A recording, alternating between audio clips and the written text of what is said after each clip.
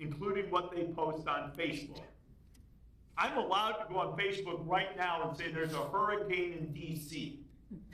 I can say that. It's not true, I don't think. I haven't been outside in the last 25 minutes or an hour, but I can say that.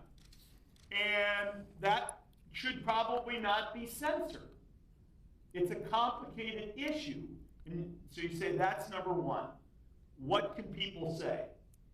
Number two is what can people say for commercial interest? That can be more regulated than what people can say. There's no freedom of speech per se in a lot of advertising. There is in others. But the FTC has some ground rules on what you have to say and its fairness and its accuracy. That's the second thing.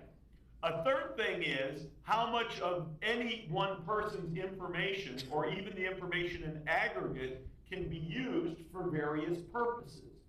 Well, that's more of a thing that you could regulate if you wanted to, at least on people who are providing commercial services around this. Then there's a question of what do you do with the publishing of things like government data? Should it be really secured properly with appropriate cybersecurity? Of course, the answer to that question is yes. To me, that's not a political question. That's just good rigor amongst our governmental publishing bodies. So, should you worry about your own personal information? Only if you care about your own personal information.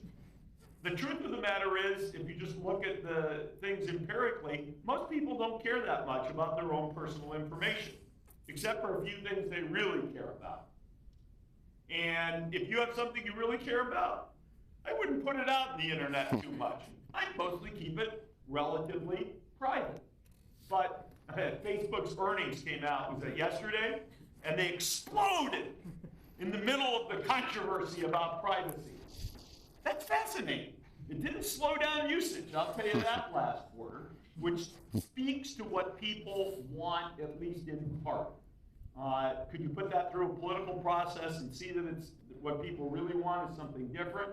That's fair. That's part of, I think about the twin towers of America as being capitalism and democracy, and they're both ways of sort of distributing power out either to the consumer or to the citizen. And where democracy and capitalism meet, there can occasionally really need to be some regulation. A couple of quick questions, and we're going to go to audience. Could you ever imagine working directly? You mentioned